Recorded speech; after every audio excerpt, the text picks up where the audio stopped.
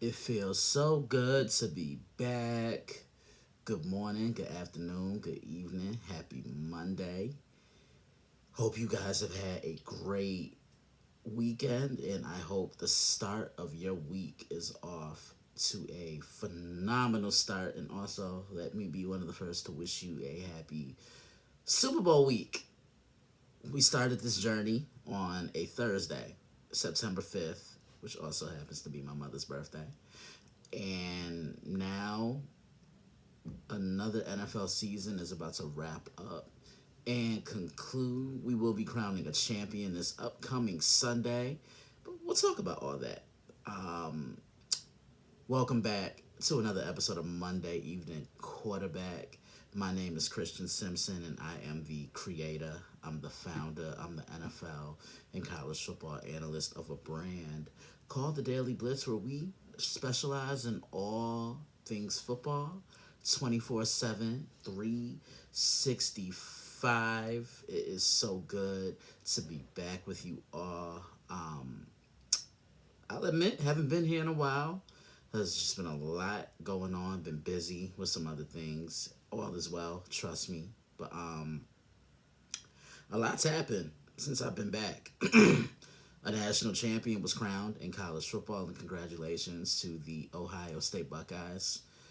Look, it's all about who can play the best when it matters most, and they did that. And the minute they beat Oregon, I just said to myself, yeah, I don't see another team beating them unless they beat themselves.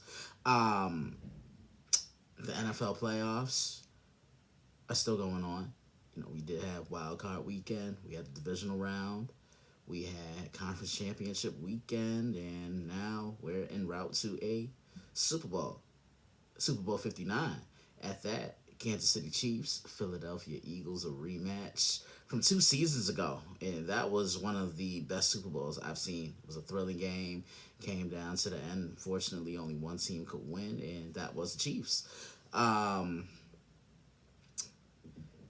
so there's definitely a lot to say about there's definitely a lot to say about all of that. If you've been following along from the get go, as always, thank you. I appreciate it. As always, thank you for your continued support. And if this is your first time tuning in and you were referred to me, one, thank you for taking the referral. Two, thank you to whoever referred you to me or gave you the recommendation. And if you are liking what you were hearing, make sure you like, share, and subscribe to the podcast, as we are on Spotify, YouTube, Twitch, Blog Talk Radio, and the Nerdport Network. With that being said, let's dive right in. As I mentioned, Ohio State, they did win the national championship. They did beat the Notre Dame Fighting Irish by a score of 34-23. Um, Ohio State just got it going when it mattered the most. That's all you could really say. Um, Will Howard, hell of a year. Uh,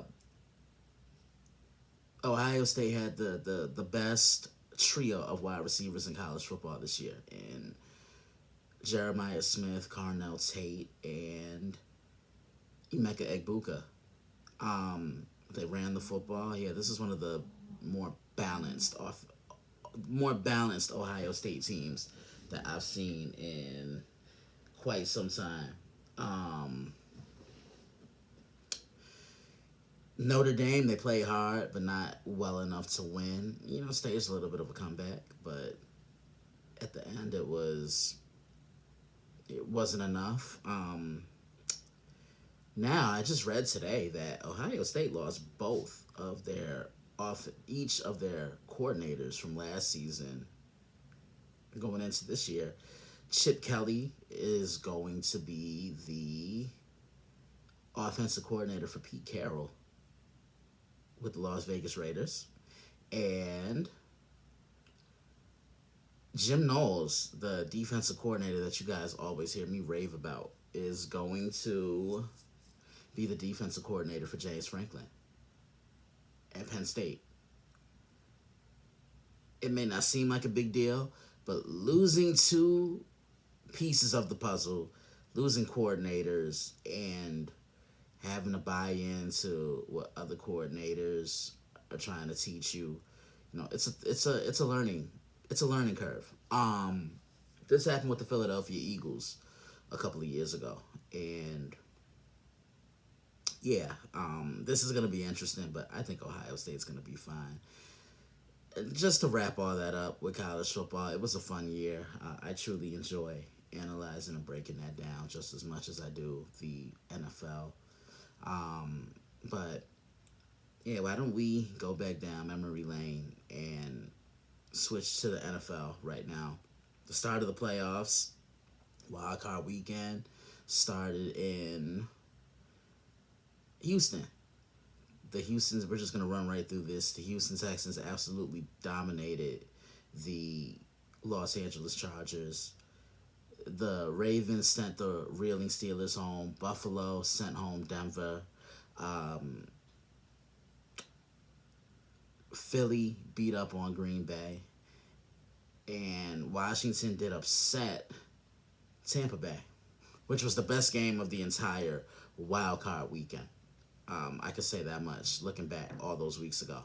Then the Rams and Vikings game ended up being switched to Arizona because of all the wildfires. And I did forget to say this at the top of the show, but thoughts and prayers are out to those who have been affected and impacted by those. I can't even imagine, but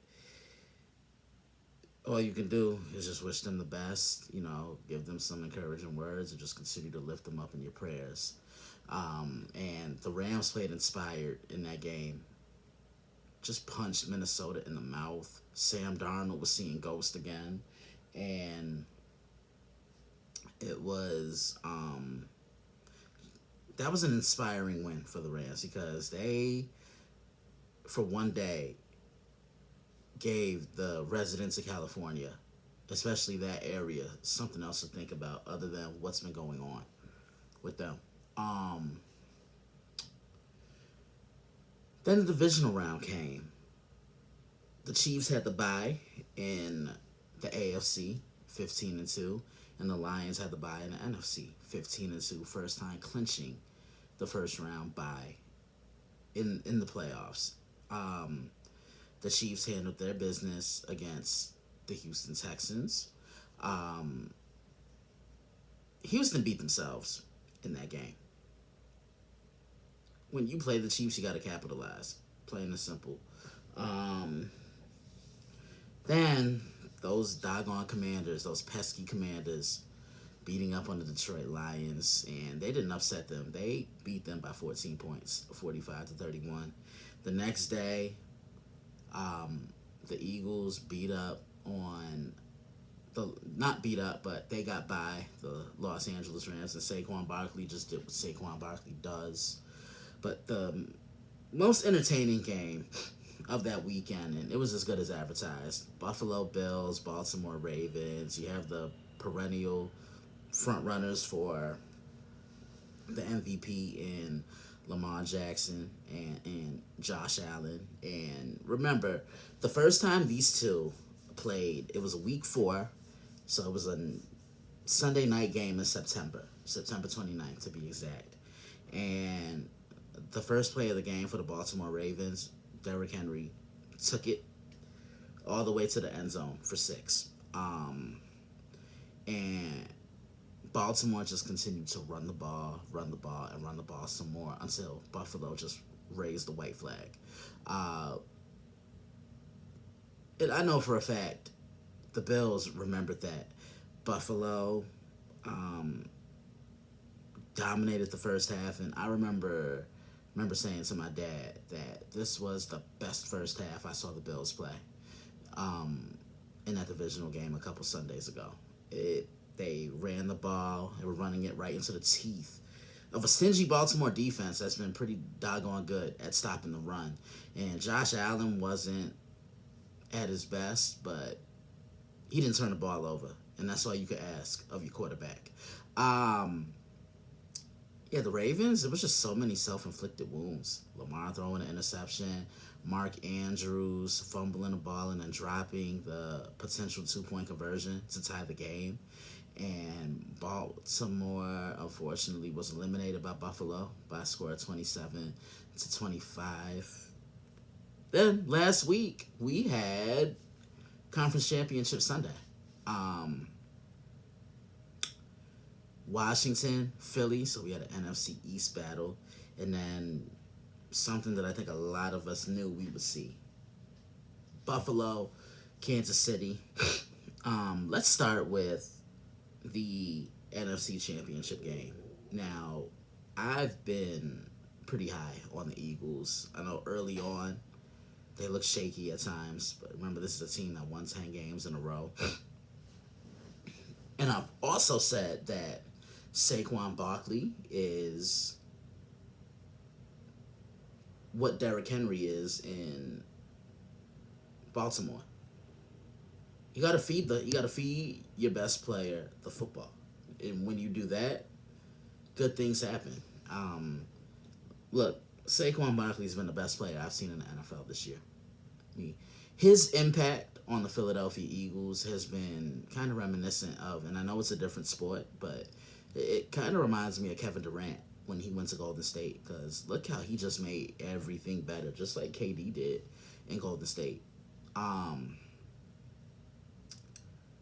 Philly dominated this game, and they didn't look back.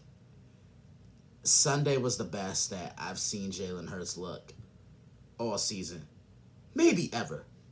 Um, he literally was in control. He didn't turn the ball over. He was 20 of 28, 246 yards and one touchdown. Saquon Barkley, 15 carries, 118 yards, and he had the hat trick. 3 touchdowns. A.J. Brown got in on the fun. Yeah, Philly was just too much for the Washington Commanders, and the Washington Commanders were a great story this year. I mean, Jaden Daniels more than likely is going to win Offensive Rookie of the Year.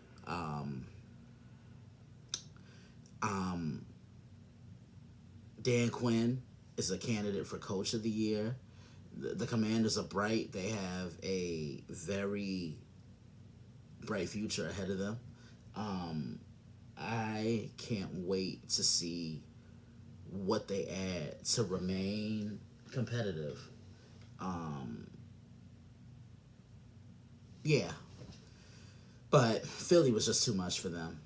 The Eagles won this game by a score of 55-23. You're not going to win a game giving up that many points. Let's just be honest here. I mean, that's obviously the truth.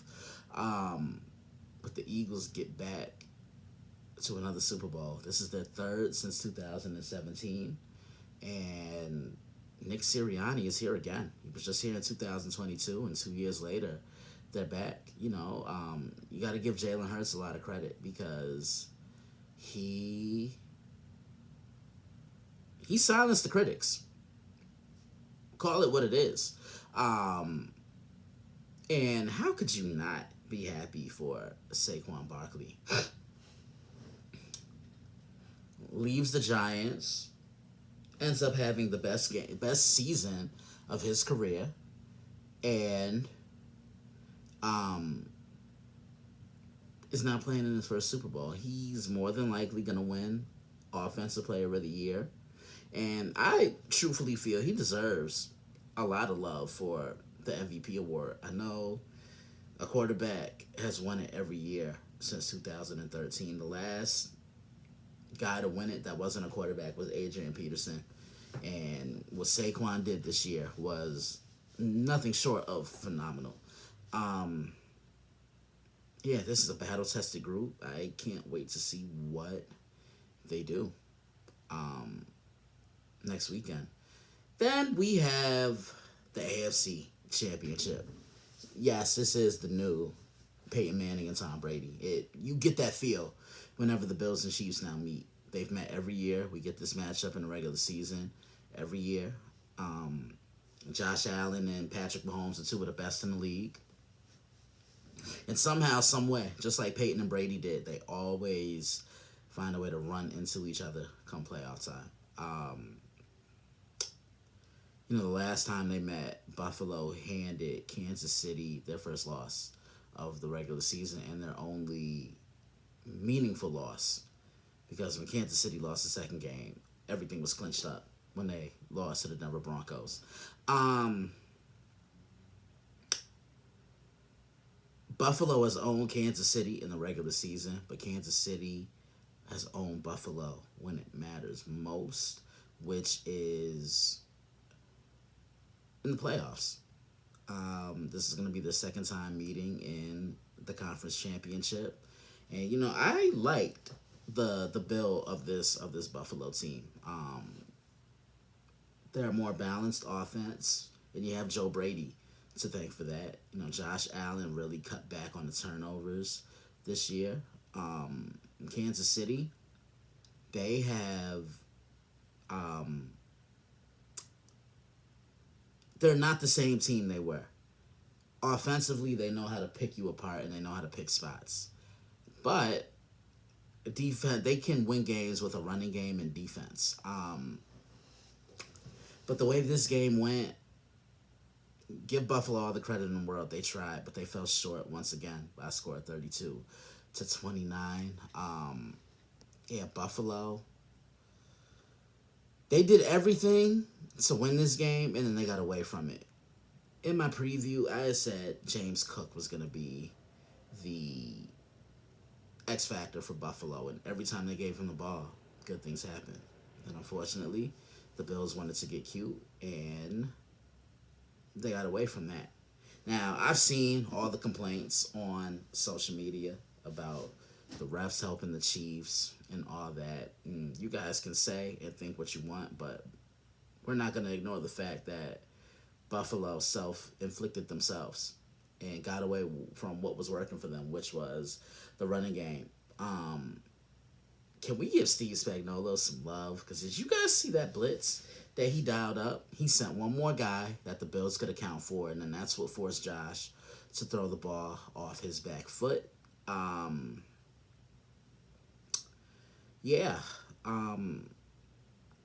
What a game between these two. Josh Allen has now fallen to 0-4 against Patrick Mahomes in the playoffs. The Chiefs are here for the fifth time in 6 seasons, and they're looking to do what no NFL team has ever done, which is three-peat, which leads me to a little early preview of the Super Bowl. I think this is going to be a thrilling game. I want to see how this Chiefs defense, how they're going to prepare for Saquon Barkley. He has been the best running back in the NFL this year, and it hasn't been close. I want to see how much Jalen Hurts has learned since his Super Bowl debut a couple years ago. Mahomes, he's back once again. He's truly ascending himself into the greatest of all time category, or one of the greats. It's just been phenomenal to watch him. Andy Reid, best coach in the league. That's not even close. You have a great coaching matchup. Remember 2 years ago, it was all the talk about the Kelsey brothers, Travis, Jason. Now Jason's retired doing what I'm doing. Travis is still playing and still getting it done at a high level when it matters in the postseason. Can't wait to see what this Eagles defense does and what they plan to do on Patrick Mahomes. I think this is going to be a fun game. I know a lot of people are saying that they're not going to watch it because they're tired of the Chiefs, blah, blah, blah. But if you're a true football fan, just realize that this is the last football game that we're going to be seeing until September. Just saying. Just think about that. That's a little sneak preview, a little teaser. When I get back, we are going to I'm going to predict who I think wins all the NFL awards because the NFL Honors Special does come on this Thursday. Find out who wins all the prestigious awards, Coach of the Year, MVP. And we also get to find out who is in the next Hall of Fame class. Who's going to Canton in August this summer? So we're gonna take a break. We're gonna go to the phone lines, and when I get back, we're gonna do a little bit of predictions. This has been Monday Evening Quarterback on Spotify, YouTube, Twitch, Blog, Talk Radio, and the Nerdport Network. Be right back.